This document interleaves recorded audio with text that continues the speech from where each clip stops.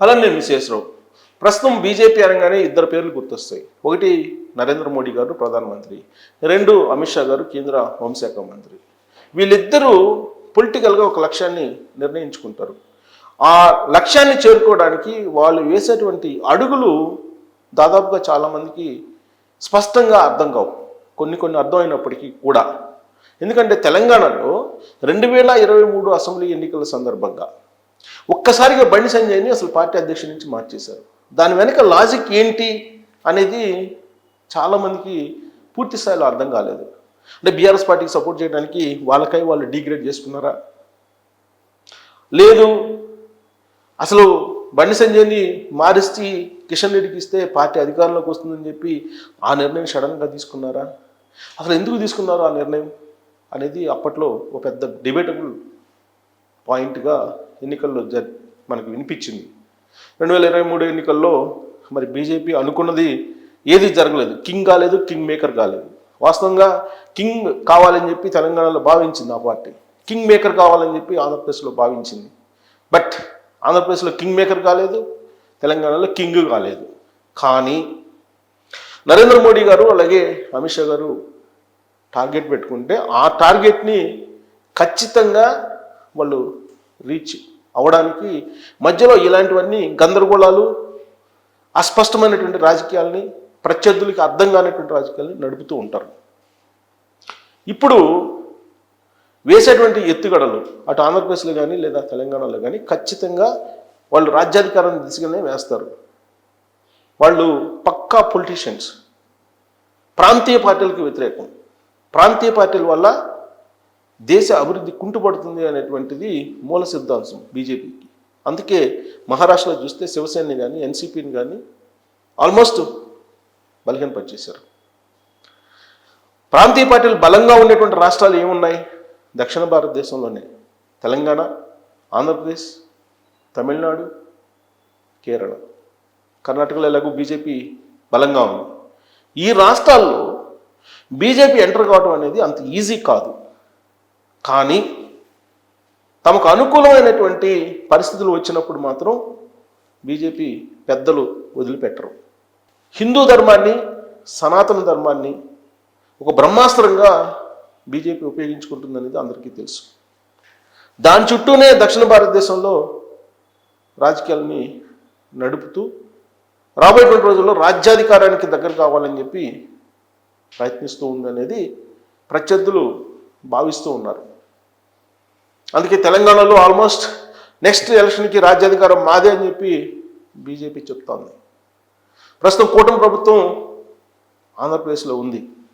రేపు రాబోయేటువంటి రోజుల్లో పవన్ కళ్యాణ్ గారిని బేస్ చేసుకొని రాజ్యాధికారం దిశగా అడుగులు వేయాలి, లేదా కింగ్ మేకర్ కావాలనేటువంటి ఆలోచన బీజేపీ చేస్తుందని చెప్పి ప్రస్తుతం బీజేపీ వేస్తున్నటువంటి అడుగులు మనం లోతుగా పరిశీలిస్తే అర్థమవుతుంది. ఇక తమిళనాడులో జయలలిత తర్వాత అక్కడ స్థానం సంపాదించాలి, జెండా ఎగరేయాలని చెప్పి ప్రయత్నం చేసింది, కానీ ఇంకా ప్రాథమిక దశలోనే వాళ్ళ ప్రయత్నాలు ఉన్నాయి. ఇక కేరళలో జెండా పాతాలనేటువంటి ఉద్దేశంతో ఇటీవల కాలంలో మహారాష్ట్రకు సంబంధించినటువంటి మంత్రి అక్కడ ఉండేటువంటి ఓటర్లని ఉగ్రవాదులతోటి పోల్చారు. ఏకంగా ఆ రాష్ట్రాన్ని పాకిస్తాన్ తోటి పోల్చేశారు. ఈ స్థాయిలో బీజేపీ రాజకీయాలు ఉంటున్నటువంటి క్రమంలో ఇప్పుడు ఆంధ్రప్రదేశ్లో అంది వచ్చినటువంటి అవకాశం తిరుమల తిరుపతి దేవస్థానానికి సంబంధించినటువంటి సంఘటన. ఈ సంఘటనని బేస్ చేసుకొని వాళ్ళు ఏదైతే అనుకున్నారో ఆ లక్ష్యాన్ని చేరుకోవాలనేటువంటి ఆలోచన చేస్తున్నారు అనేది ఇప్పుడు పొలిటికల్ వర్గాల్లో వినిపిస్తుంది. అంతేకాదు తిరుమల తిరుపతి దేవస్థానం మీద చాలా కాలంగా కేంద్ర ప్రభుత్వం యొక్క కన్ను ఉంది. తిరుమల తిరుపతి దేవస్థానాన్ని కేంద్రం పరిధిలోకి తీసుకెళ్ళాలి అనేటువంటి ఆలోచన, అలాంటి అడుగులు అప్పుడప్పుడు పడుతూ ఉన్నాయి. ఒక్కసారిగా ఆ నిర్ణయం తీసుకుంటే తిరుగుబాటు వస్తుంది కాబట్టి అంచెలంచెలుగా ఆ దిశగా వెళ్తూ ఉంది కేంద్ర ప్రభుత్వం లేదా బీజేపీ అని చెప్పి తెలుస్తోంది.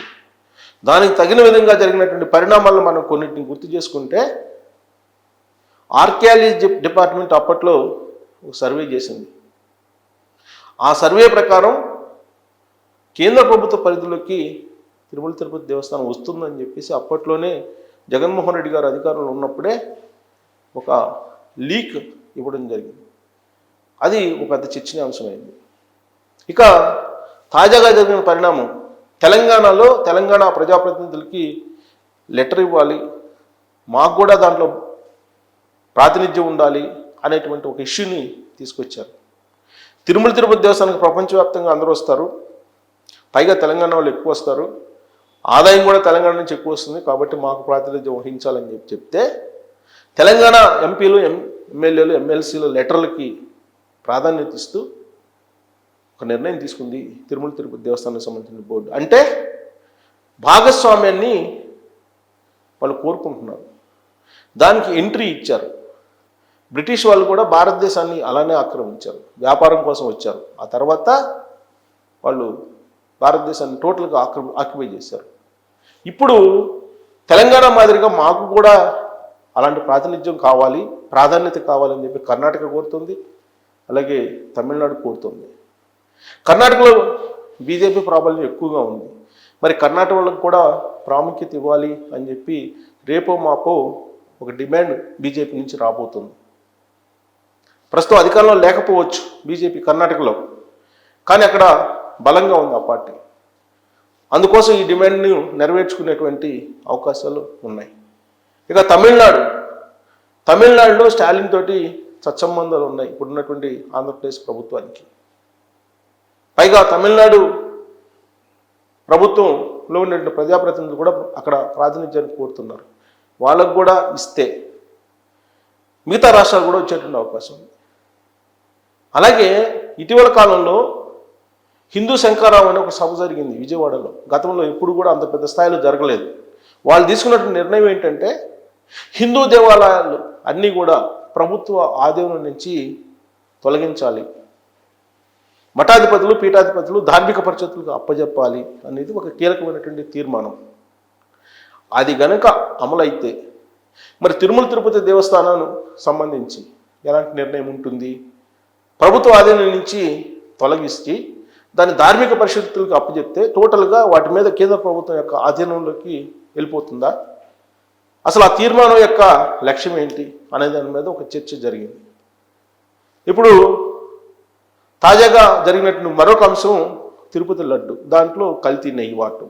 అది ఆల్రెడీ కేంద్ర ప్రభుత్వం సిబిఐ దాకా వెళ్ళిపోయింది, కేంద్ర ప్రభుత్వం ఇన్వాల్వ్ అయింది, సిబిఐ విచారణ జరుగుతుంది.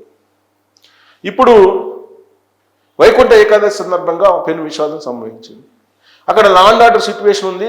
దానికి కారణం ఆంధ్రప్రదేశ్ ప్రభుత్వం తీసుకున్నటువంటి అనాలోచిత నిర్ణయాలు, లేదంటే సమన్వయ లోపం అనేటువంటి దాన్ని ఎలివేట్ చేస్తూ ఉన్నారు.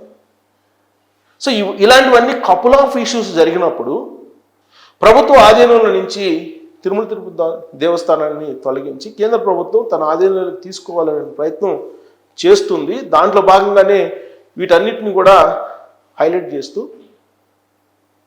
గందరగోళం లేపే ప్రయత్నం చేస్తున్నారు అనేటువంటి టాక్ కూడా వినిపిస్తూ ఉంది. అది అంత ఈజీ కాకపోవచ్చు, అది ఈజీ కాదు కూడా. ఆంధ్రప్రదేశ్ ప్రభుత్వం, ఆంధ్రప్రదేశ్ ప్రజలు కూడా ఒప్పుకోరు. కానీ అక్కడ వైఎస్ఆర్ కాంగ్రెస్ పార్టీ ఉంది. ప్రతిపక్ష హోదా లేకపోయినప్పుడు కూడా బలమైనటువంటి ఓట్ బ్యాంకు మాకుందని చెప్తున్నారు. ఒకవేళ జగన్మోహన్ రెడ్డి గారు తాను అనుకున్నటువంటి విధంగా మళ్ళీ అధికారంలో రాగలిగితే తిరుమల దేవస్థానం అనేది ఆయనకేమి ప్రాముఖ్యత కాదు. కేంద్ర ప్రభుత్వం ఏది చెప్తే అది వింటారు. కాబట్టి ఆయన సపోర్ట్ చేసేటువంటి అవకాశాలు కూడా లేకపోలేదు.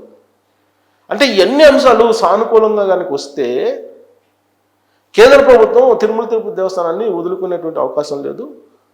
దాని మీద కన్నేసింది తిరుమల తిరుపతి దేవస్థానం మీద కేంద్ర ప్రభుత్వం అనేది చాలా కాలంగా వినిపిస్తూ ఉంది. మరి ఇప్పుడు జరిగినటువంటి పెను విషాదం సంఘటన ఇది కేంద్ర ప్రభుత్వం ఏదైతే అనుకుంటుందో ఆ లక్ష్యాన్ని చేరుకోవడానికి ఒక అస్త్రంగా ఉపయోగపడుతుందా? అసలు కేంద్ర ప్రభుత్వం అలాంటి ఆలోచన చేస్తుంది అని చెప్పి ఆర్కాలజీ డిపార్ట్మెంట్ సర్వే చేసినప్పటి నుంచి వచ్చింది ఇది. మరి అప్పటి నుంచి జరిగినట్టు కొన్ని సంఘటనలు మనం తీసుకుంటే కేంద్ర ప్రభుత్వం తిరుమల తిరుపతి దేవస్థానం మీద ఢిల్లీ పెద్దలు కన్ను వేశారు అనే అనుమానం అయితే కలుగుతుందా మీకు కూడా? అసలు ఏం జరుగుతుంది వెనక, తిరుమల తిరుపతి దేవస్థానం వెనక అనే దాని మీద కామెంట్ రూపంలో మీ అభిప్రాయం తెలియజేయచ్చు. Thank you very much.